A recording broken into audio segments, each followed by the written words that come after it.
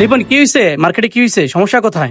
ভাই দেখেন তো এই ঝামেলাটা এখানে কি হয়েছে, একটু আপনাকে আমি ডাকার উদ্দেশ্য হচ্ছে একটু আপনার ঝামেলাটা সমস্যার সমাধান করে দিবেন। আমাকে তারা মানতে চায় না, ঠিক আছে ভাই? সেজন্য আপনাকে মানে আনাটা ফোন করে। সভাপতি সাহেব ভাই বসেন, আপনি আছেন সম্মানিত ব্যক্তি, বসেন।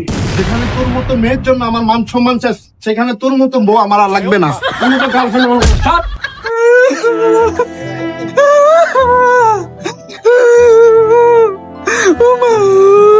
লাঙ্গের আশায় কইরা তোমার ভাতারের বাত চাঙ্গে, আদা পথে নিয়াই তোমার মাজা ভাঙ্গে। চলো, তোমার দুজন লাঙ্গি তো চলে গেছে, এখন তুমি আমার সাথেই চলো। চলো।